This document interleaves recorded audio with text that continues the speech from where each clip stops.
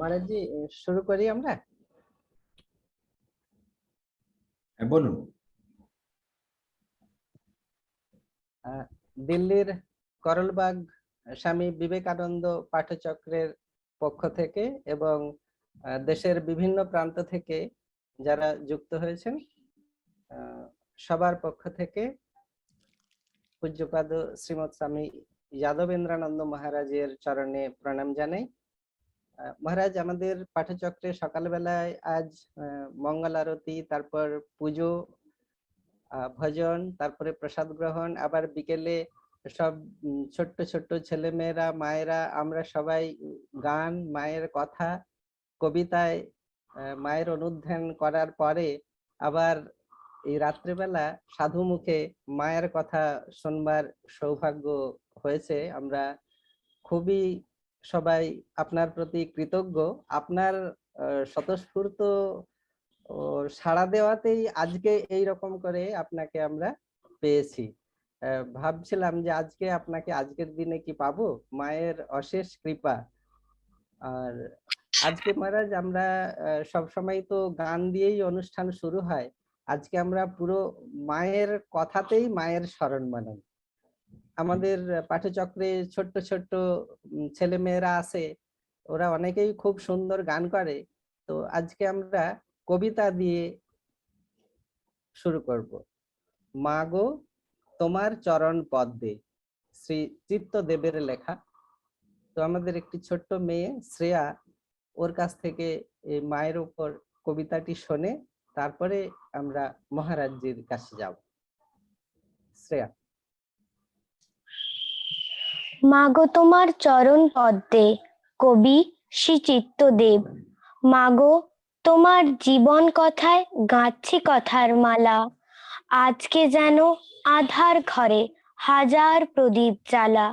তুমি গরিব ঘরের মেয়ে, তবু এমন কি ধন পেয়ে শান্ত ছিলে, শান্তি দিলে দুঃখী তাপির মনে।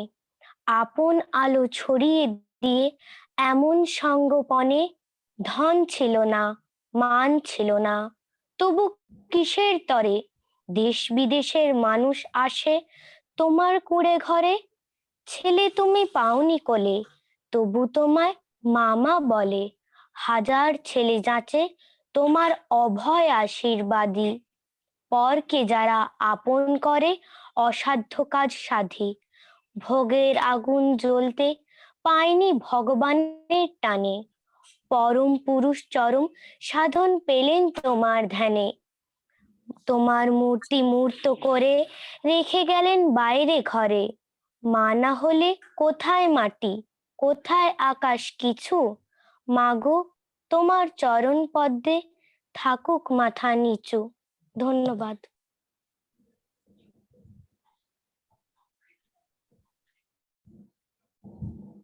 এবার মহারাজজি আপনার কাছ থেকে আমরা শ্রী শ্রী মায়ের কথা শুনবো। আবারও আমাদের সবার পক্ষ থেকে মহারাজজির চরণে প্রণাম জানিয়ে মহারাজকে অনুরোধ করছি মায়ের কথা শুরু করবার জন্য। জয় মা। আপনারা শুনতে পাচ্ছেন তো?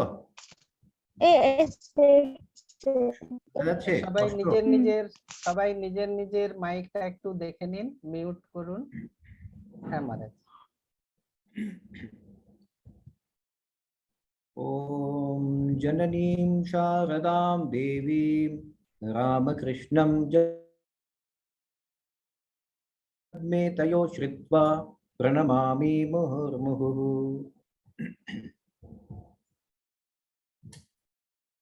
শ্রী শ্রী মায়ের 169তম আবির্ভাব তিথি পুজো উপলক্ষে আজকের এই অনলাইন সঙ্গে আগত সকলকে আমার নমস্কার জানাই, শুভেচ্ছা জানাই। এই শুভ দিনে মায়ের জীবন ও বাণীর সম্বন্ধে কয়েকটি কথা আলোচনা করি। আমরা ঠাকুরকে মাকে অবতার বলি, অনেকেই অবতার বলে স্বীকার করে, কেউ কেউ স্বীকার করে না, কেউ বোঝে কেউ বোঝে না। এখন এই অবতারের দৃষ্টিভঙ্গে কয়েকটি কথা প্রথমে আমরা আলোচনা করব। অবতার মানে কি? মা ঠাকুরকে অবতার বলে আমরা বলবো কেন? প্রথম যাই স্বামী শারদানন্দজি মহারাজের লেখা লীলা প্রসঙ্গ, শ্রী রামকৃষ্ণ লীলা প্রসঙ্গ। ওখানে স্বামী শারদানন্দজি বলছেন যে তার আগে একটা কথা, এক মহাপুরুষকে অবতার বলে আমরা জানবো কি করে? একটা তো হচ্ছে নিজের ক্ষুদ্র বুদ্ধি দিয়ে একটু জানতে পারবো, তারা নিজে অবতার পুরুষ, বা নিজের আধ্যাত্মিক উন্নতি অনুযায়ী আমরা অবতার পুরুষকে বুঝতে পারবো। আর চতুর্থ হচ্ছে ভগবানের কৃপা। ভগবান যদি কৃপা করেন আমরা বুঝতে পারবো।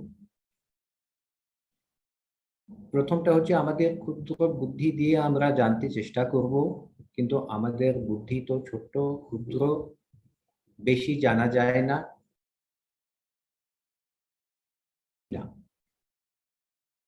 যাই হোক, কিন্তু আমরা একটু ঘুরে একটু আলোচনা করে আমরা একটু একটু জানতে পারবো, বেশি না হলেও। দ্বিতীয় হলো অবতার পুরুষরাই নিজেই ওরা বলে যে আমি অবতার। এই কথাটাকে মানতে হবে, স্বীকার করতে হবে। এই প্রথম আর দ্বিতীয় পয়েন্ট নিয়ে আমরা আলোচনা করব। নিজের জ্ঞান বাড়াবো অবতারের সম্বন্ধে, আর অবতার যারা তাদের কথাগুলো শুনে যে তারা নিজে অবতার আর তাদের লীলা সম্বন্ধে পড়ে আলোচনা করে আমরা একটু জ্ঞান লাভ করব। আর তৃতীয় হচ্ছে আমাদের আধ্যাত্মিক উন্নতি। ঠাকুর নিজের শিষ্যদেরকে জিজ্ঞেস করতেন, আচ্ছা আমার সম্বন্ধে তোমার কি ধারণা? তখন শিষ্যরা বলতো, যা ধারণা ছিল বলতো। ঠাকুর এই প্রশ্ন কেন করতেন? ঠাকুর জানেন যে যে লোক ঠাকুরকে যতটা বুঝেছে ততটা তার আধ্যাত্মিক উন্নতি হয়েছে। এই কথাটাকে যদি আমরা একটু রিভার্স করি, যার যতটা আধ্যাত্মিক উন্নতি হয়েছে সে ততটা ঠাকুরকে বুঝেছে। তাহলে আমরা যদি ভালোই আধ্যাত্মিক উন্নতি করে থাকি, আমরা ঠাকুরকে ভালোভাবেই বুঝবো। যদি আমাদের আধ্যাত্মিক উন্নতি যদি না হয়ে থাকে, ঠাকুরের সম্বন্ধে জ্ঞানটা নিশ্চয় অল্পই থাকবে। এইটা একটা বড় ক্রাইটেরিয়া। চতুর্থ হলো ভগবানের কৃপা। ঠাকুর যদি কৃপা করেন আমরা নিশ্চয়ই ঠাকুরকে বুঝতে পারব। এখন অবতারের সম্বন্ধে স্বামী শারদানন্দজি মহারাজ কি বলছেন একটু আলোচনা করি। উনি বলছেন অবতার যুগে যুগে আসেন। প্রথম পয়েন্টটা ভগবদ গীতায় শ্রীকৃষ্ণ বলছেন, यदा यदा हि धर्मस्य ग्लानिर्भवति भारत, যখন যখন ধর্মের গ্লানি হয় তখন তখন ঈশ্বর অবতীর্ণ হন। দ্বিতীয় কথা বলছেন যে অবতার পুরুষ জগতের লোকদের জন্য নতুন আধ্যাত্মিক পথ খুঁজে বের করেন। ওনার কাজই হলো নতুন আধ্যাত্মিক পথ খুঁজে বের করা। তা মানে নয় যে অবতার আসার আগে আধ্যাত্মিক পথ ছিল না, ধর্ম ছিল না, সব ছিল। ধর্মের গ্লানি হয়েছিল, কিন্তু যে পথগুলো ছিল সেই পথগুলো যেন আউটডেটেড হয়ে গেল। ওই পথে হয়তো তখনকার লোক ওই পথ অবলম্বন করতে পারে না, বা ক্ষমতা নেই, বা কিছু একটা সমস্যা আছে, যার ফলে ঈশ্বরকে অবতীর্ণ হতে হয় আর একটা নতুন পথ খুঁজে বের করতে হয়। তৃতীয় পয়েন্ট হলো সেই পথটা আমাদের তখনকার লোকদের স্বভাব অনুযায়ী, তখনকার লোকদের স্তর অনুযায়ী থাকে। তারা কোন স্তরে আছে, কোন লেভেলে আছে, তাদের কতটা ইভলিউশন হয়েছে, ওইটা দেখে অবতার পুরুষ পথ ঠিক করে। চতুর্থ হলো অবতার পুরুষ ভগবান লাভটাকে খুব সহজ করে দেয়। ধর্মের গ্লানি যখন হয়, মানুষ ভগবান লাভ সহজভাবে করতে পারে না, অবতার পুরুষ এসে ওটাকে সহজ করে যান। আর একটা পয়েন্ট হল নেচারটা কি, অবতার পুরুষ নিত্য শুদ্ধ, নিত্য বুদ্ধ, নিত্য মুক্ত, নিত্যই শুদ্ধ থাকেন, কোনো অশুদ্ধতা থাকে না। আর বোধ থাকে ওনার আসল স্বরূপ, উনি কে, এই বোধটা সবসময় থাকে। আর সবসময় উনি মুক্ত হয়ে থাকে, তাদের কোনো বন্ধন নেই। আর এটা হচ্ছে অবতার পুরুষের অবতীর্ণ হবার কারণ হচ্ছে,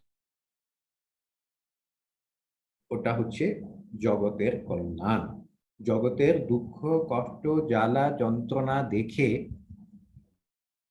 ঈশ্বর অবতীর্ণ হন দুঃখ দূর করতে। আর এছাড়া অন্য কোনো কারণ নেই। নিজের উপভোগের জন্য অবতার পুরুষ আসে না, জগতের কল্যাণের জন্য।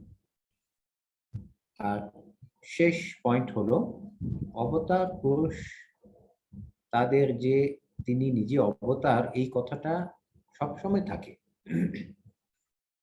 ছোট বয়স থেকেই থাকে। কিন্তু হরদানজি মহারাজ বলছেন যে ছোট বয়সে ওটা ঢাকা হয়ে থাকে। কেন? কেননা অবতার পুরুষের দেহ আর মন ওটা একটু ডেভেলপ হয় না। যখন একটু উন্নত হয়, দেহ আর মনটা যখন একটু উন্নত হয়, তখন এই আইডিয়াটা, এই ভাবটা, এই চিন্তাটা যে উনি অবতার পুরুষ, এটা একটু বাড়তে থাকে। যখন উনি খুব মেচিওর হয়ে যান, তখন সব স্পষ্ট হয়ে যায়। উনি জানতে পারেন উনি কে, কেন এসেছেন, কি করা দরকার। তখনকার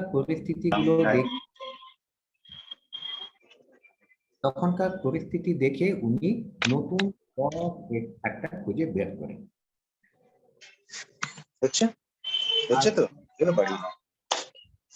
অবতার পুরুষের কাজের জন্য কি কি দরকার সব নিজে এসে জুটে যায়।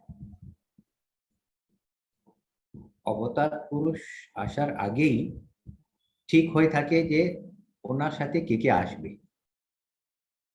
ওনার শক্তি, অন্যান্য পার্ষদ, ভক্ত ঠিক হয়ে থাকে। তারা এসে জন্ম লাভ করে, এখানে অবতারের লীলা হয়। এখন আমরা বলি ঠাকুর শ্রী রামকৃষ্ণ অবতার, মাও অবতার। এখন এই মায়ের এই যে অবতারবাদ নিয়ে আমরা একটু আলোচনা করব। মায়ের এই দেবীত্ব, ঈশ্বরত্ব, ওইটা অনেক জায়গায় প্রকাশিত হয়েছে। মা নিজে বলেছেন, অন্যরা বলেছেন। মায়ের কাজকর্ম থেকে আমরা জানতে পারি। এখন মায়ের জীবনের কয়েকটা ঘটনার সম্বন্ধে আলোচনা করব, তখন আমরা জানতে পারবো মায়ের অবতারত্ব সম্বন্ধে। স্বামীজি থাকাকালীন একবার শ্রী সুরেন্দ্র কুমার সেন, উনি স্বামীজির কাছে দীক্ষা নেবেন বলে সব ঠিক করেছিলেন। স্বামীজির কাছে এলেন, স্বামীজিও দীক্ষা দিতে প্রস্তুত হলেন। তখন দীক্ষা আসনে স্বামীজি বসে আছেন, তখন একটু ধ্যান করে বলছেন যে ঠাকুর আমাকে জানালেন তোমাকে যে দীক্ষা দেবে সে হচ্ছে একটা অধিক শক্তি সম্পন্ন গুরু, আমার চেয়েও অধিক শক্তি সম্পন্ন গুরু, তিনি দীক্ষা দেবে। আমি তোমাকে দীক্ষা দিচ্ছি না, কালে ওই গুরু তোমাকে দীক্ষা দেবে। তারপরে একবার কয়েকদিন পরে সুরেন্দ্র কুমার সেনের একটা স্বপ্ন হয়। স্বপ্নে উনি দেখেন যে উনি ঠাকুরের কোলে বসে আছেন আর একজন মাতৃমূর্তি ওনাকে মন্ত্র প্রদান করছে। তারপরে কালে এটাও উনি ভুলে যান। অনেক বছর পর জয়রামবাটিতে জয়রামবাটি যান মায়ের কাছে দীক্ষা নিতে।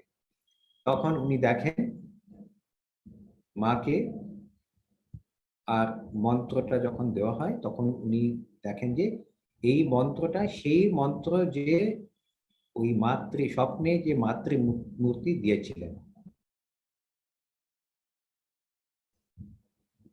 ঠাকুর মায়ের সম্বন্ধে বলতেন মা স্বয়ং জ্ঞানদাত্রী সরস্বতী, অনেক জায়গায় বলেছিলেন। ছোট বয়সে যখন ঠাকুর ভগবত কথা বলতেন তখন মা খুব ছোট ছিলেন, তখন মা শুয়ে পড়তেন শুনতে শুনতে। অন্যরা যখন মাকে জাগাতো, মা ঠাকুর বলতেন না না ও শুয়ে থাক, ও সরস্বতী, ও যদি এই কথাগুলো বেশি শোনে ও আবার উড়ে চলে যাবে, তাই ও শুয়ে থাকার একটা মানিয়া। জয়রামবাটিতে একবার মা আছেন, তখন গগন মহারাজ তখন ছিলেন মায়ের বাড়িতে, তখন বসে আছেন বারান্দায়, উনি খাচ্ছিলেন, মুড়ি খাচ্ছিলেন, তখন মা বারান্দায় ঝাড়ু দিচ্ছেন। তখন একজন ভিখারি এলো, ভিখারি এসে ভিক্ষা চাইলো। তখন মা হঠাৎ নিজেই বলতে লাগলেন যে আমি অনন্ত হাত থাকলেও আমার কাজটা শেষ হয় না, অনন্ত হাতেও কাজ শেষ করতে পারছি না। এই কথাটা বলে মা বলছেন, গগন মহারাজকে বলছেন, দেখো আমার শুধু দুটো হাত আছে আর আমি বলছি যে আমার অনন্ত হাত আছে। কিন্তু মায়ের মুখ থেকে তো বেরিয়েছে, তার কিছু তো মানে থাকবেই। আর একটা কথা, মায়ের ভাসুরের পুত্র শিবুরাম, উনি একবার কামারপুকুর থেকে জয়রামবাটি যাচ্ছেন মায়ের সাথে, তখন ছোট ছেলে হেঁটে হেঁটে যাচ্ছেন। যখন জয়রামবাটির নিকট এলেন তখন হঠাৎ উনি দাঁড়িয়ে পড়লেন। তখন মা পিছনে দেখে বলছেন যে কি ব্যাপার, আসছো না কেন? ও বলছে তুমি যদি একটা কথা বলো আমি যাবো। কি তুমি কে বলো? আমি কে? আমি তো তোমার খুড়ি। তো তাহলে তুমি যাও, আমি আসছি না। মা দেখলেন সন্ধ্যা হয়ে যাচ্ছে, আমি তো সাধারণ মানুষ, তোমার খুড়ি আর কে? না, তুমি ঠিক ঠিক বলো তুমি কে? তখন মা একটু গম্ভীর হয়ে বলছেন, লোকে বলে আমি কালী। কালী? না হ্যাঁ। ঠিক বলছো তো? হ্যাঁ, আমি নিজে বলছি আমি কালী। তাহলে চলো। মায়ের সাথে হেঁটে গেলেন জয়রামবাটি পর্যন্ত। এখন মায়ের মুখ থেকেই আমরা শুনছি যে মা স্বয়ং কালী। আর একটি ঘটনা, মায়ের তখন বয়স হয়েছে, জয়রামবাটিতে আছেন, মা কলিকাতা যাবেন। তখন শিবুদা তখন কামারপুকুরে ছিলেন, কামারপুকুরের ঘরে বাস করতেন, রঘুবীরের পুজো করতেন। তখন উনি হঠাৎ এসে পৌঁছলেন জয়রামবাটিতে। মা দেখে আশ্চর্য হলেন, বলে কি ব্যাপার তুমি এসে গেলে? বলে হ্যাঁ মা, তুমি তো চলে যাবে, তাই আমি এলাম, তোমার সাথে থাকবো। রঘুবীরের পুজো আমি সব করে দিয়েছি। কি করে? না, রঘুবীরের পুজো করলাম, ভোগ দিয়ে দিলাম, শীতল, সন্ধ্যা আরতি, রাত্রে শয়ন সব করে দিয়েছি। মা বলে আরে এটা কি করে তুমি করলে? এটা তো রঘুবীর সেবা অপরাধ হলো। না মা, আমি তোমার সাথে থাকবো বলে আমি এসব করে দিলাম, কালকে গিয়ে আমি যেমন কথা আমি করবো। বলছে না না না না, এরকম করলে চলবে না, তুমি ফিরে যাও, ফিরে গিয়ে তুমি যেমন করার কথা বিধি অনুযায়ী তুমি সব করো। তখন মা তার জন্য কয়েকটা ফল শাকসবজি একটু বেঁধে দিচ্ছেন, আর বরদা মহারাজকে বলছেন বরদা একে গিয়ে ছেড়ে চলে এসো, আমাদের নদের কাছে ছেড়ে চলে এসো, চলে যাবে কামার। তখন ওরা দুজন যায়, বরদা মহারাজ ছেড়ে দিয়ে চলে আসছেন। তারপরে মায়ের কাছে বসে আছেন, একটু পরে দেখা যাচ্ছে যে শিবরাম আবার ফিরে এসেছেন। ফিরে এসে মায়ের পায়ে পড়ে, মায়ের পায়ে মাথা রেখে কেঁদে কেঁদে বলছেন, মা তুমি আমাকে, তুমি বলো আমার কি হবে? তুমি আমাকে যে আগে বলেছিলে যে তুমি কে, এই কথাটা আবার বলো, আর আমার ভার নিয়েছো এই এই কথাটা তুমি বলো। মা খুব সান্ত্বনা দিচ্ছেন, খুব আদর যত্ন করছেন, মাথায় হাত দিচ্ছেন, শিবুকে হাত দিচ্ছেন, কিন্তু শিবু মানে না, কেঁদেই কেঁদেই যাচ্ছে। তখন মা খুব গম্ভীর ভাবে মা বলছেন যে হ্যাঁ, আমি যা বলেছিলাম তাই, তার মানে হচ্ছে যে আমি কালী। এই কথাটা শুনে শিবুদা মায়ের কাছে স্তোত্র পাঠ করেন, সর্বমঙ্গল মাঙ্গল্যে এই স্তোত্র পাঠ করে আবার বর্ধমানের সাথে আমোদের নদের কাছে চলে যায়। তখন উনি বলছেন বরদা মহারাজকে, মা স্বয়ং কালী, মা মুক্তিদাত্রী, উনি কৃপা করলেই মুক্তি হয়। আর এই কথাটা বলে তারপরে উনি চলে যাচ্ছেন। মায়ের মুখ থেকে আবার শুনলাম যে তিনি স্বয়ং কালী। কোঠারে মা দক্ষিণ ভারতে যাওয়ার আগে কোঠারে অনেকদিন অবস্থান করলেন। একদিন বসে আছেন বারান্দায় দ্বিপ্রহরে, তখন একজন ভক্ত ওখানে গেল। তখন মা বলছেন, এই ঠাকুর বারবার আসেন, একই চাঁদ রোজ রোজ। তারপরে একটা কথা বলছেন, বারে বারে আসি, দুঃখ রাশি রাশি, যাতনা সহিবে কদিন। এই কথাটা বলে মা বলছেন, এটা কি শুধু জীবের জন্য? এটা ঠাকুরের জন্য। ঠাকুরও বারবার আসেন, অনেক জ্বালা যন্ত্রণা সহ্য করেন, অনেক দুঃখ কষ্ট হয়। তখন ওই ভক্ত বলছে, মা ঠাকুরই কেন, তুমিও তো ঠাকুরের সাথে, তুমি তো আসো, তোমারও তো ওইরকম দুঃখ কষ্ট, তুমি আর ঠাকুর এক। মা বলছেন, বোকা ছেলে, এরকম বলতে নেই, আমি ঠাকুরের দাস। বিনম্র ভাবে মা বলছেন যে উনি ঠাকুরের দাস, কিন্তু উনি আর ঠাকুর অভেদ। আরেকটা ঘটনা, একবার পাগলি মামি মায়ের সাথে ছিলেন, উনি একবার বিড়বিড় করে যাচ্ছেন, মায়ের সম্বন্ধে কটু কথা বলে যাচ্ছেন।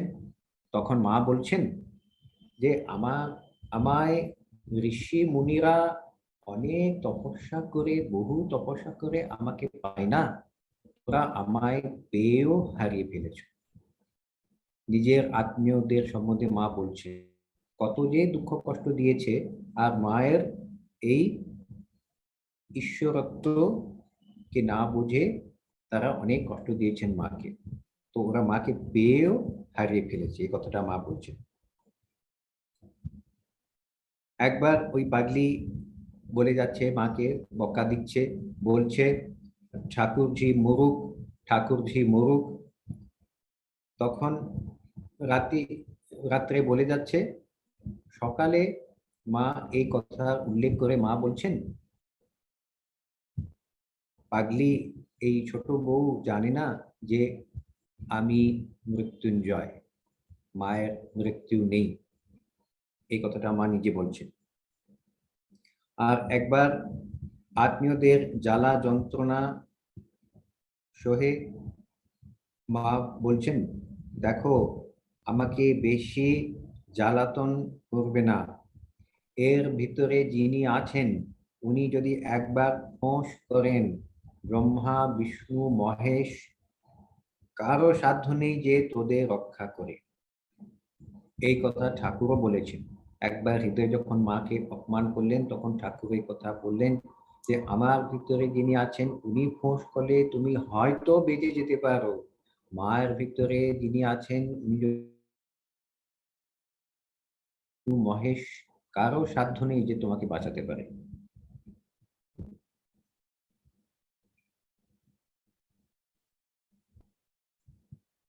আর মা আবার একবার বলছেন, রাধুর জ্বালা যন্ত্রণা দেখে মা বলছেন যে এইটা হচ্ছে দেব শরীর, ভগবান না হলে মানুষ কি এত সহ্য করতে পারে? তারপরে বলছেন আমি থাকতে থাকতে তুমি বুঝবে না, পরে সব তুমি বুঝবে। মানে কি বুঝবে? যে মা হচ্ছেন স্বয়ং ঈশ্বর, স্বয়ং জগন্মাতা। এই কথাটা মা বলছেন, আমি থাকতে থাকতে তোমরা বুঝবে না, যাওয়ার পরে তুমি বুঝবে। একবার একজন প্রফেসর গোকুল দাস, উনি মাস্টার মহাশয় মর কাছে চণ্ডী পাঠ করা যায় উনি শিখেছিলেন। একবার যখন উনি বাগবাজারে যাচ্ছিলেন, গঙ্গা নদীর তীরে যাচ্ছিলেন, তখন উনি দেখলেন যে এক ঘাটে মা বসে আছেন, সর্বনিম্ন সোপানে মা বসে আছেন, বসে উনি খুব অনেক দূরে দাঁড়িয়ে উনি চণ্ডী পাঠ করছেন। যখন চণ্ডী পাঠ করে যাচ্ছেন, মানে এত খুব হালকা ভাবে উনি, যদি কাছেও যদি কেউ দাঁড়িয়ে থাকে ও শুনতে পারতো না। কিন্তু মা যিনি বসে আছেন ওই ঘাটের সর্বনিম্ন সোপানে বসে আছেন, মা তখন ফিরে দেখছেন, দেখে দু হাত উঁচু করে আশীর্বাদ করছেন। আশীর্বাদ করে তারপরে মা জপ করতে লাগলেন। মানে মার স্তোত্র করা হচ্ছে, মা যদিও জপে মগ্ন, মা আবার জপ থেকে বেরিয়ে এসে তাকে দূর থেকেই দু হাত তুলে আশীর্বাদ করছে। এইসব সাধারণ মানুষ কি বুঝতে পারে? এই সংঘমিত্রাদি পাঠিয়েছে, শুনে হ্যাঁ, এটা ওই যে সংঘমিত্রাদি পাঠিয়েছে, একটু শুনে। মায়ের জীবন থেকে কয়েকটি ঘটনা আমরা শুনলাম। এখন মায়ের কথা শুনবো। মা অনেক কথা বলেছেন আধ্যাত্মিক জীবনের সম্বন্ধে, জপ ধ্যানের সম্বন্ধে অনেক কিছু বলেছেন। আমরা যারা সাধক, আমাদের জীবনে এটা খুব মহত্বপূর্ণ। এইটা নিয়ে আমরা একটু আলোচনা করব। মানদা শঙ্কর দাশগুপ্ত মায়ের শিষ্য, মায়ের জীবনী লিখেছেন অনেক আগে, 1930 না 40 উনি লিখেছিলেন, খুব ভালো বই। ও বইতে উনি বলছেন যে মার যে বাণী, মার উপদেশগুলো ওটা কেমন ছিল। উনি বলছেন প্রথম ওটা 3 ভাগ করা যেতে পারে। মায়ের উপদেশ ছিল সংক্ষিপ্ত। প্রথম অল্প বলতেন, কিন্তু যা বলতেন স্বচ্ছ আর পরিষ্কার বলতেন। দ্বিতীয় ক্যাটেগরি হলো মার কথার অভয় ও আশ্বাস বাণী। সবসময় মা অভয় বাণী দিতেন, আশ্বাস বাণী দিতেন, যেটা শুনে ভক্তদের আশা জেগে উঠত, ভক্তরা বল পেতেন, সাহস পেতেন, উৎসাহ পেতেন। এমন ছিল মায়ের কথাগুলো। আর তৃতীয় হলো যে খুব সরল আর সহজ কথাগুলো। মা যা বলতেন খুব সরল ছিল আর সহজ ছিল। এখন মায়ের কয়েকটি উপদেশ আমরা একটু আলোচনা করি। একজন ভক্ত জিজ্ঞেস করছে, মা ধ্যান মানে কি? মা বলছেন, অল্প শব্দ ব্যবহার করে মা বলছেন তার চিন্তা। তার চিন্তা হলো ধ্যান। ধ্যান মানে আমরা বুঝি যে অনেক কিছু চেষ্টা করে ঠিক আসনে বসে মনটাকে নিয়ন্ত্রণ করে একাগ্র করে অনেক কিছু করতে হবে, অনেক সংগ্রাম করতে হয়। মা ওটাকে সহজভাবে বলে দিলেন যে তার চিন্তাই ধ্যান। আরেকজন জিজ্ঞেস করছে, মা সাধন মানে কি? মা বলছেন তার পাদপদ্ম মনে রেখে তার চিন্তাতে মনকে ডুবিয়ে রাখা, নাম জপ করা, এটা হচ্ছে সাধন। ঠাকুরের সম্বন্ধে চিন্তা করা, ঠাকুরের পাদপদ্মে মনটাকে ডুবিয়ে রাখা, সব সময় ঠাকুর চিন্তা করা, এইটাই হচ্ছে সাধন। খুব সরলভাবে, খুব সহজভাবে মা দেখিয়ে দিয়েছেন যে সাধনা মানে কি। একজন বলছে, মা আমি তো জপ ধ্যান করে যাচ্ছি, কিন্তু আমার অনুরাগ কই, ভক্তিভাব কই? মা বলছেন তুমি নিত্য ধ্যান করে যাও, ওনার স্মরণ করে যাও, চিন্তা করে যাও, অনুরাগ না থাকলেও কালে আসবে। মা বলছেন তুমি যদি নিজে জলে নামো বা তোমাকে যদি কেউ ঠেলে দেয়, তোমার কাপড় তো ভিজবেই, তুমি ভিজবে। তোমার যদি অনুরাগ না থাকে, ভক্তিভাব না থাকে, তুমি তোমার সাধন ভজন করে যাও, সাধন ভজন ছাড়বে না, করে যাবে, দেখবে ক্রমে সব হবে। একজন মাকে জিজ্ঞেস করছে, মা জীবনের উদ্দেশ্য কি? মা বলছেন ভগবান লাভ, তার পাদপদ্মে সর্বদা মগ্ন হয়ে থাকা। ভগবান লাভই হচ্ছেন আমাদের জীবনের উদ্দেশ্য। এই কথাটা ঠাকুর বারবার বলেছেন, ভগবান লাভ আমাদের জীবনের উদ্দেশ্য। ঠাকুর বলেছিলেন আমি ছাঁচ করে গেলুম, ছাঁচে ঢেলে তুলে নে। এর মানে কেউ জানতে চাইলো মায়ের কাছে। ঠাকুর বলেছেন আমি ছাঁচ করে গেলুম, ছাঁচে ঢেলে তুলে নে। তার মানে কি?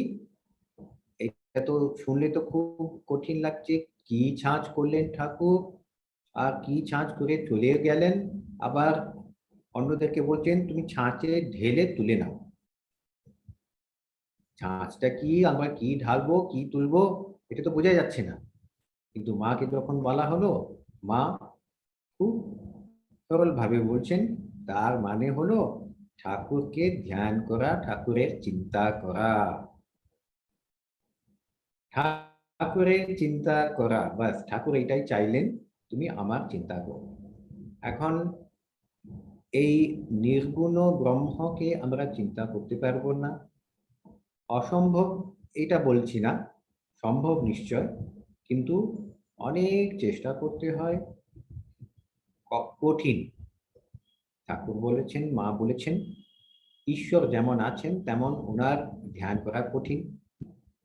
তাই ঈশ্বর অবতীর্ণ হন যেন আমরা ঈশ্বরকে দেখতে পারি। আমাদের ইন্দ্রিয় দ্বারা ঈশ্বরকে আমরা দেখতে পারি, স্মরণ করতে পারি। ঈশ্বর যদি অবতীর্ণ যদি না হবে, আর ঈশ্বরকে যদি আমরা মানুষ রূপে যদি না পাই, আমাদের ঈশ্বর যেমন আছেন তেমন ধ্যান করা খুব মুশকিল। মানুষ ঈশ্বরকে ধরতে পারবে না, চিনতে পারবে না, সাধনা করতে পারবে না, জপ ধ্যান করতে পারবে না। তো মানুষের হাতে আসার মতন ঈশ্বর অবতীর্ণ হন যেন মানুষ ঈশ্বরকে ধরতে পারে, চিন্তা করতে পারে, ধ্যান করতে পারে, স্মরণ করতে পারে। ঈশ্বর নিজে আসেন। তাই ঠাকুরের চিন্তা করা, ঠাকুর হচ্ছেন ঈশ্বর স্বয়ং, ঠাকুরের চিন্তা করলেই ঈশ্বরের চিন্তা করা।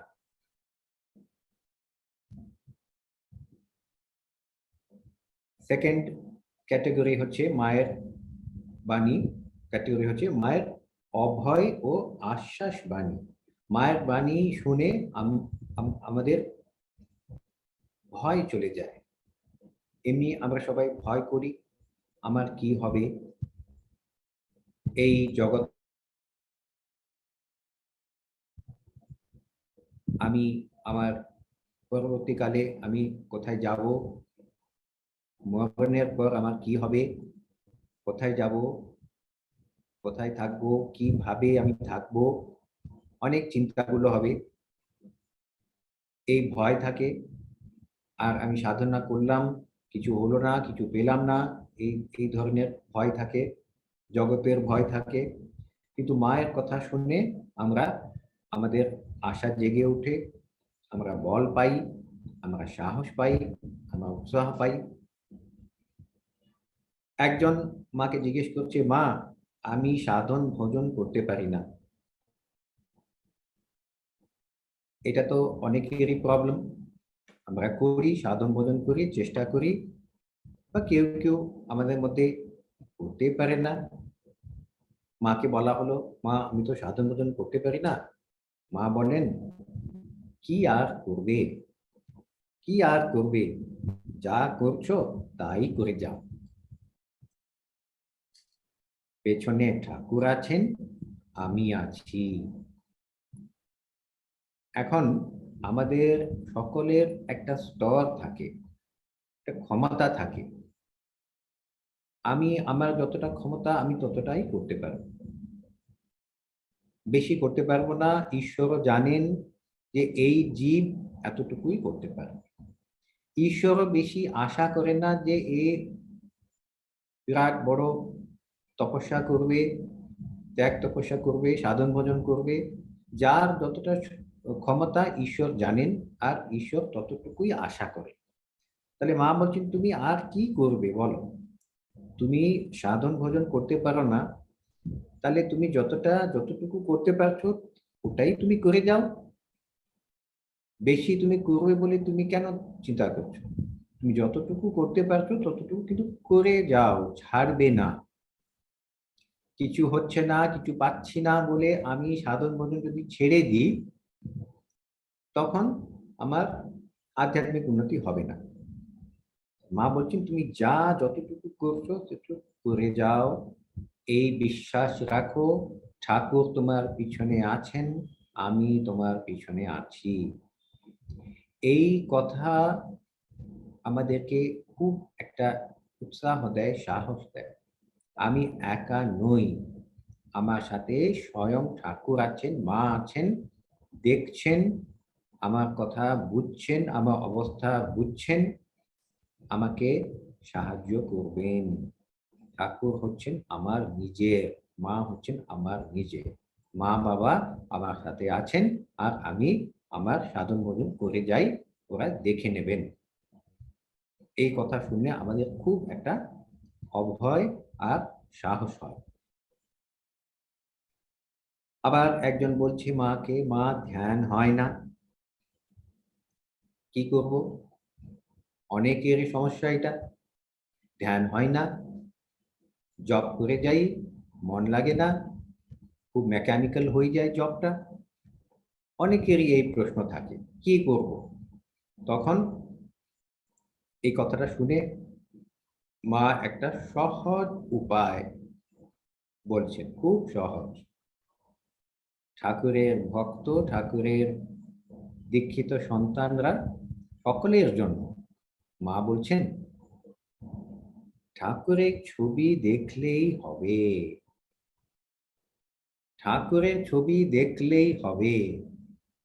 মানে ধ্যানটাকে কোথা থেকে কোথায় মা নিয়ে এসেছে, ঠাকুরের ছবি দেখে যাও।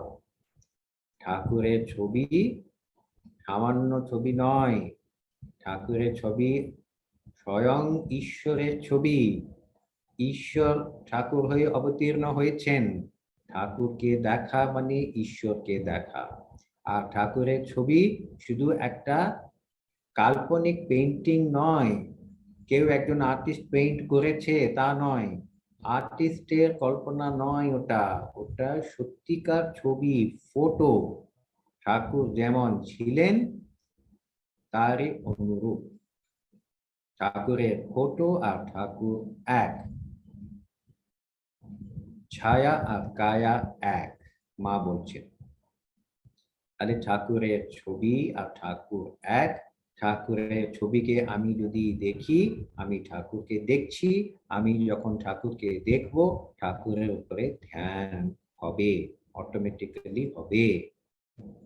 খুব সহজ হয়ে গেল আমাদের পথটা। ঠাকুরের ছবি রেখে ঠাকুরের ছবিটা আমি দেখতেই থাকবো। এটা তো কঠিন নয়, যে কোনো লোক করতে পারবে। এতটুকু যদি আমরা না করতে পারি, তাহলে আধ্যাত্মিক পথে আশাটাই আমাদের বিফল হয়ে যাবে। এতটুকু আমি করতেই পারবো। মা খুব সহজ পথ দেখিয়েছেন। ধ্যান যদি হয় খুবই ভালো। ধ্যান করতে আমরা চেষ্টা নিশ্চয় করব। যখন ধ্যান হবে না, তখন চোখটা খুলে ঠাকুরের ছবির দিকে আমরা তাকাবো, তাকিয়ে বসে থাকবো। একটু করে যখন মনটা একটু বসে যাবে, তখন চোখ বন্ধ করে আবার ধ্যান করব। তখন ঠাকুর একটু স্পষ্টভাবে আমরা ঠাকুরকে ধ্যান করতে পারবো। ছবিটা দেখে নিলাম, ঠাকুরের রূপের ধ্যান আমরা যখন করি, তখন রূপটাকে সুন্দর ভালোভাবে দেখে নিলে তখন ধ্যানটা সহজ হয়ে গেল।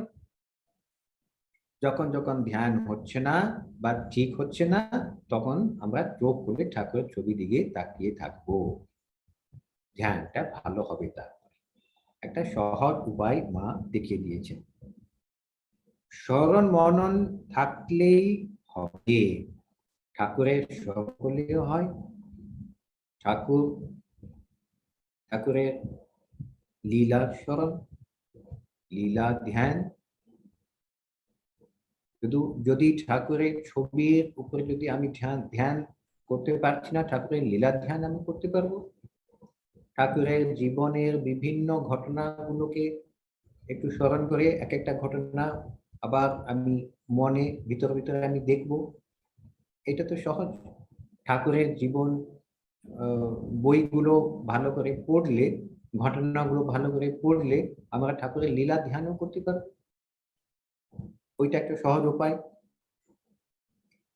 আর একজন সাধক, অবশ্য মায়েরই শিষ্য, বলছেন কুচিন্তা দূর করতে পারি না, কুচিন্তা দূর করতে পারি না। আমরা সকলেই সাধারণ মানব। আমাদের মনে ভালো মন্দ সবকিছু আছে। ভালো চিন্তা হয়, খারাপ চিন্তাও হয়। এখন যখন খারাপ চিন্তা হবে, তখন মনটা খারাপ হয়ে যায়। কেন খারাপ চিন্তা হচ্ছে? আমি তো ভালো কাজ করতে যাচ্ছি, জপ ধ্যান করতে যাচ্ছি, ঈশ্বর চিন্তা করতে যাচ্ছি, আমার মনে খারাপ চিন্তা কেন উঠছে?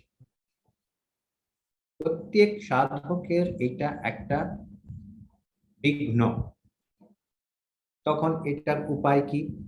কেন হচ্ছে? তখন মা বলছেন, এইটা তোমার পূর্ব জন্মের সংস্কার। পূর্ব জন্মের সংস্কারের জন্য এটা হচ্ছে। তার মানে কি, এইটা আমাদের হাতে নেই, এটা আমাদের কন্ট্রোলে নেই। একেবারে কন্ট্রোলে নেই বললেও চলবে না। এইটা যখন আসছে, আশাটা আমাদের কন্ট্রোলে নেই, কেননা এটা হচ্ছে পূর্ব জন্মের সংস্কারের জন্য এইটা হচ্ছে। মা আবার সান্ত্বনা দিচ্ছেন, বলছেন যে এই কুচিন্তাগুলোকে জোর করে ছাড়া যায় না। বুঝলে তো? জোর করে ছাড়া যায় না। কিন্তু মা বলছেন সৎসঙ্গে মেশো, ভালো হতে চেষ্টা করো, ক্রমে সব ঠিক হবে।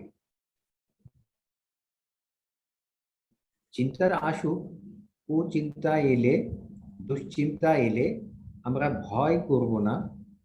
আমরা জানবো যে এটা পূর্ব জন্মের সংস্কারের জন্য এরকম হচ্ছে। আমরা সৎসঙ্গ করব আর ভালো হতে চেষ্টা করব। মানে ওই চিন্তাটাকে দূর করতে আমরা চেষ্টা করব। আমরা যেন ওই ধরনের চিন্তা আসছে বলে আমরা যেন খারাপ না হই। চিন্তাটা আসুক, চিন্তাটা আসছে বলে আমি চিন্তিত হব না, কিন্তু আমি ভালো হতে চেষ্টা করব। ওই চিন্তাটাকে যেন আমি অ্যাকশনে যেন পরিণত না করি।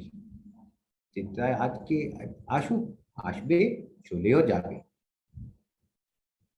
একটু ধৈর্য ধরলেই হলো, চিন্তা আসবে, চলে যাবে। এমন কেউ লোক নেই যে সব সময়, যার মনে সবসময় খারাপ চিন্তা হচ্ছে, আর এমন কেউ লোক নেই যার মনে সবসময় ভালো চিন্তা হচ্ছে। আমরা তো মানুষ, আমাদের মধ্যে ভালো মন্দ সব আছে। ভালো চিন্তাও হয়, খারাপ চিন্তাও হয়, দুটোই হয়। আর এই চিন্তাগুলো আসে আর চলেও যায়। একটু ধৈর্য ধরলে ও চিন্তা চলে যাবে।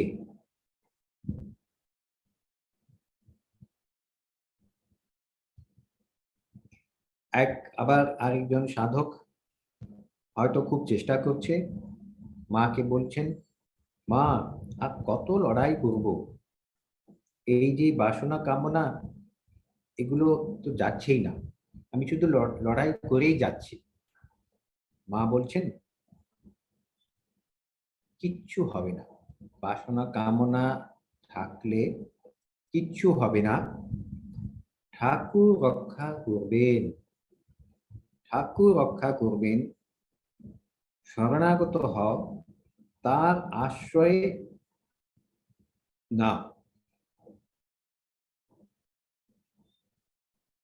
যে লোক তার আশ্রয় নিয়েছে, যে লোক, যে সাধক শরণাগত হয়েছে, যে সাধক ভালো হতে চায়, ঠাকুর যদি তার রক্ষা না করেন, ঠাকুরেরই এটা মহাপাপ হবে। কত যে সান্ত্বনা, কি আশ্বাসন! ঠাকুর যদি এক ভালো মানুষের রক্ষা যদি না করেন, মানুষ হয়তো খারাপ আছে, খারাপ চিন্তা হচ্ছে, কিন্তু ভালো হতে চায়, চেষ্টা করছে, সাধনা করছে, জপ ধ্যান করে যাচ্ছে, আপ্রাণ চেষ্টা করছে, তার যদি ঠাকুর রক্ষা না করেন, ঠাকুরের মহাপাপ হবে। কেননা ঠাকুর এসেছেন আমাদের মতন জীবের রক্ষা করার জন্য, আমাদেরকে পথ দেখাবার জন্য এসেছেন, আমাদেরকে পথে হাত ধরে ধরে নিয়ে যাওয়ার জন্য এসেছেন। ঠাকুরের কাজই হলো এটা। ঠাকুর যদি না করেন তাহলে ঠাকুরের মহাপাপ হবে। মানে আমাদের সাথে একটা এত বড় আধার, এত বড় শক্তি, ঠাকুর আর মায়ের রূপে এত বড় শক্তি আছে আমাদের সাথে, একটু বিশ্বাস করলেই হলো। তার উপরে ভরসা করে আমরা যদি সাধনা করব, আমরা নিশ্চয়ই আমাদের পথে এগোবো। ঠাকুর আছেন, ঠাকুর আমাদের নিজেরই, আমাদেরকে সাহায্য করবেন, আমাদেরকে গাইড করবেন, আমাদেরকে আমাদের লক্ষ্য পর্যন্ত হাত ধরে ধরে নিয়ে যাবেন। এই বিশ্বাস যদি থাকে, খুব তাড়াতাড়ি আমাদের উন্নতি হবে। তা মানে নয় যে যার এই বিশ্বাস নেই ঠাকুর তাদের রক্ষা করবেন না। ঠাকুর রক্ষা করবেন, নিশ্চয় সবার রক্ষা করবেন, যে চেষ্টা করছে রক্ষা করবেন। কিন্তু এই বিশ্বাস থাকলে আমাদের পথটা খুব সহজ হয়ে যায়। বিশ্বাস দ্বারা অনেক কিছু করা যায়। সম্পূর্ণ বিশ্বাস থাকলে এই মুহূর্তে আমরা ভগবান লাভ করতে পারব, যদি সম্পূর্ণ বিশ্বাস থাকে। যার যত বিশ্বাস তার তত লাভ।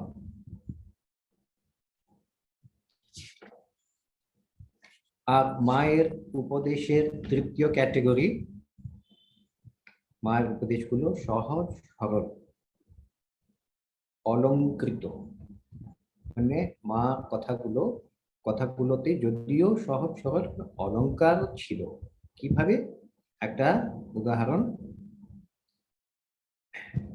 যখন এইভাবে একজন কমপ্লেন করছে মাকে যে কিছুই হচ্ছে না, আমি তো এত চেষ্টা করলাম, জপ ধ্যান করলাম, কিছু হলো না, তখন মা বলছেন চাঁদটা ঢেকে আছে, মেঘ চাঁদটাকে ঢেকে দিয়েছে, আর মেঘ তো ক্রমে ক্রমে যাবে, যত মেঘটা সরে যাবে তত চাঁদটা দেখা যাবে। মা বলছেন ধীরে ধীরে কর্ম ক্ষয় হয়, ধীরে ধীরে হয়। মেঘ ঢেকেছে চাঁদকে, একেবারে তো মেঘ সরে যাবে না, মেঘটা আস্তে আস্তে একটু একটু করে সরবে। ঠিক সেরকম আমাদের যে কর্ম ক্ষয়, আমাদের যে কর্ম করেছি, এত হাজার হাজার জন্ম ধরে আমরা কর্ম করেছি, ওই কর্মের সংস্কার গুলো আছে, ওইটা কিন্তু ক্ষয় হবে, ক্রমে ক্রমে হবে।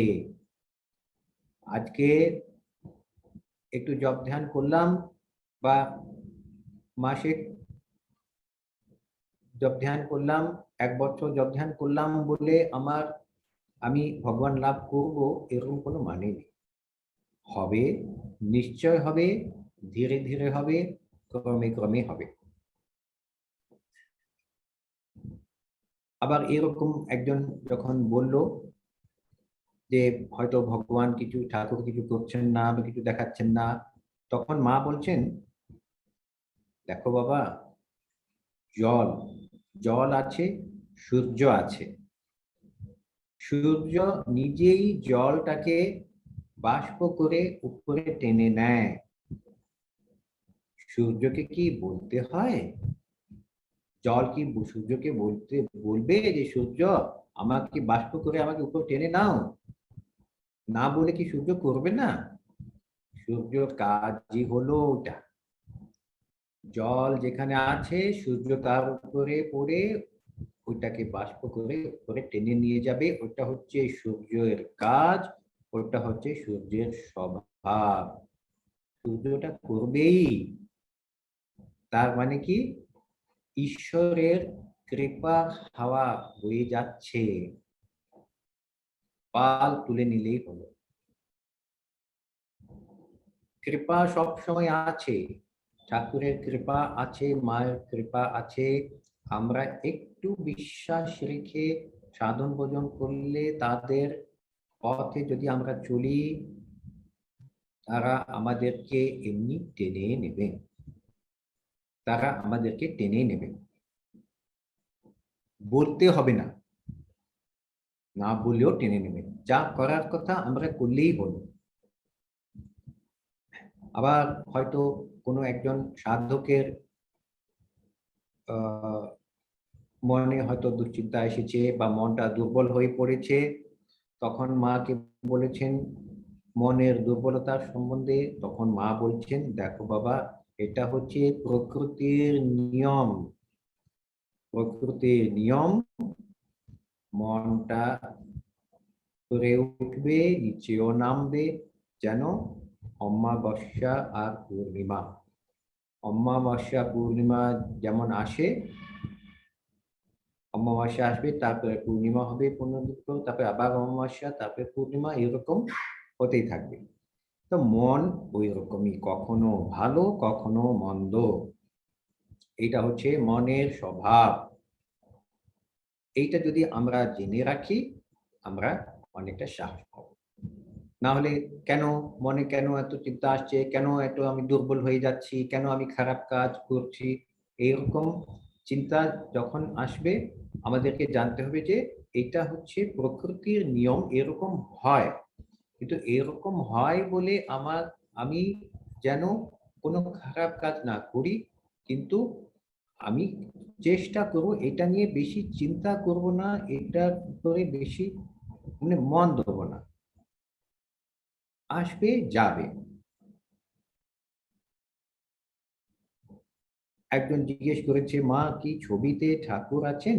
মা বলছেন হ্যাঁ, কায়া ছায়া সমান, ছায়া আর কায়া সমান। ছবি তো ঠাকুরের ছায়া, নিশ্চয় যেখানে যেখানে ঠাকুরের ছবি আছে সেখানে সেখানে ঠাকুর আছেন, এই কথা মা বলছেন। তাহলে আমরা মায়ের কথা আলোচনা করলাম, আমাদের সাধন ভজন সম্পর্কে অনেক কিছু জানতে পারলাম। আজকের এই শুভ দিনে মায়ের জীবন আর মায়ের কথা আলোচনা করলাম। আমাদেরকে মা খুবই ভালো একটা সুযোগ দিয়েছেন। আমিও এত সব করে বলে উপকৃত হয়েছি, আশা করি আপনারা উপকৃত হয়ে থাকবেন। আর এই স্বামী বিবেকানন্দ পাঠচক্র করলবাগ দিল্লি, এই পাঠচক্রের সাথে যারা জড়িত আছেন, যারা প্রতিদিন পাঠ করে যাচ্ছেন, পাঠ শুনছেন, যারা ঠাকুর মাকে ধরে নিজের আধ্যাত্মিক পথে এগোচ্ছেন, সকলের জন্য আমার প্রার্থনা রইল ঠাকুরের কাছে, মায়ের কাছে, স্বামীজির কাছে, তাদের কৃপা বর্ষণ যেন হয় সবার উপরে, সবার যেন তার কৃপা লাভ করেন, সবার যেন আধ্যাত্মিক উন্নতি হয়, সকলেই যেন ভগবান লাভ করেন। এই প্রার্থনা করে আজকের এই আলোচনাটা আমি শেষ করছি। জয় ঠাকুর, জয় মা, জয় স্বামীজি।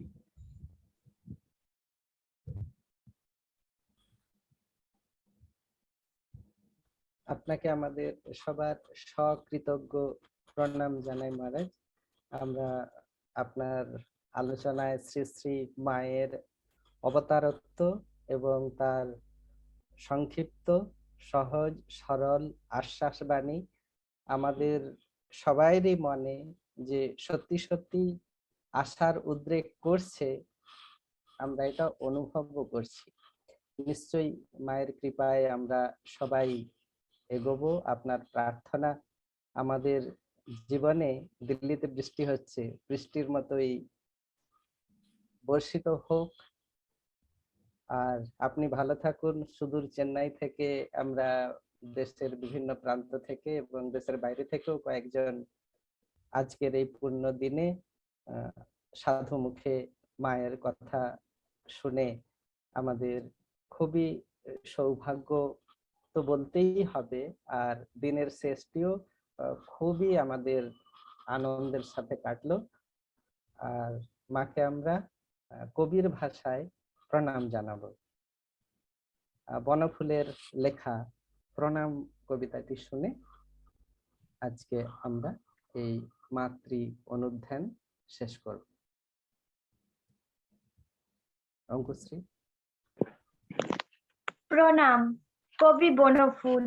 জননী, তোমার স্নেহ গঙ্গায় অবগাহন করে পবিত্র হয়েছে কত নরনারী, কত সাধু, কত মহাজন এসেছে তোমার প্রেম তীর্থে। তোমার স্বতঃস্ফূর্ত জীবন জ্যোতি প্রদীপ্ত করেছে কত অন্ধকারকে, জ্বেলেছে কত প্রদীপ, কত মশাল, দীপান্বিতা করেছে কত অমানিসী থিনিকে। তোমার আশীর্বাদের অমৃত ধারায় ভাসলো কত তরণী অসীমের সন্ধানে। তোমার স্পর্শ লাভ করে মঞ্জুরিত হলো কত শুষ্ক তরু, শ্যামল হলো কত মরুভূমি। আমার সুকৃতি ছিল না পূর্ব জন্মের, তাই প্রত্যক্ষ লোকে পাইনি তোমাকে এ জীবনে। আমার কল্পলোকে কিন্তু পেয়েছি, দেখেছি তোমার ছবি, অপরূপ মহিমায় মহিমান্বিত। ইতিহাসের পাতায় হয়তো আঁকা নেই সে ছবি, কিন্তু আমি দেখেছি আকাশ রূপিণী শক্তিকে, লক্ষ কোটি সূর্য, চন্দ্র, গ্রহ, নক্ষত্র ধাত্রীকে, মহাশূন্যাকে, মহাপূর্ণাকে, ভূমারূপিণী ভূয়িষ্ঠাকে, বাংময়ীকে, অবাংময়ীকে, প্রকাশ ঐশ্বর্য রূপিণী বাণী কমলাকে, সন্ন্যাসিনী শঙ্করীকে। দেখেছি আকাশ চুম্বী পর্বতের শিখরে শিখরে, অন্তহীন সমুদ্রের তরঙ্গে তরঙ্গেই নয় শুধু, নেমে এসেছো তুমি ধরণীর ধূলি ধূসরিত ঊষর প্রাঙ্গণে। শ্যাম সম্পদে ঘুচিয়েছ তার দৈন। দেখেছি তোমারই বুকে 6 ঋতুর বিচিত্র আবির্ভাব, তিরোভাব, আলো অন্ধকারের লীলা, সীমা অসীমার বিরাট ক্ষুদ্রের মিলন, সকল দ্বন্দ্বের পরিসমাপ্তি, সকল ছন্দের ঐক্যতান, সকল মন্দের সত্য রূপ। ওই শ্রীরামকৃষ্ণ সহধর্মিণী, দেখেছি তুমি শুধু আকাশ নও, তুমি ধরিত্রীও। শ্রীরামচন্দ্রের সীতা, পাবক পরিশুদ্ধা, জনক নন্দিনী বৈদেহী সমাধিস্থ হয়ে আছেন তোমারই অন্তর পাতালের স্তব্ধ লোকে। শ্রীকৃষ্ণের রুক্মিণী, বিদর্ভরাজ দুহিয়া, তেজস্বিনী সতী পতি বিরহে আত্মবিসর্জন করেছিলেন যে প্রদীপ্ত হুতাসনে, ইন্দ্রপ্রস্থের সেই হুতাসন তোমারই অন্তর্বহ্নি। তোমারই অরণ্য গহনে তপস্বিনী সত্যভামা আজও কৃষ্ণ ধ্যানমগ্না। জননী, অধন্য, অকৃতি, অযোগ্য আমি, তোমাকে পূজা করবার শক্তি আমার কোথায়? তোমাকে প্রণাম করবার অধিকারও আমার নেই। তবু তোমার স্মৃতি তীর্থে প্রণামী বহন করে এনেছি আজ অবনত মস্তকে। আর তো নেই কিছু। ধন্যবাদ।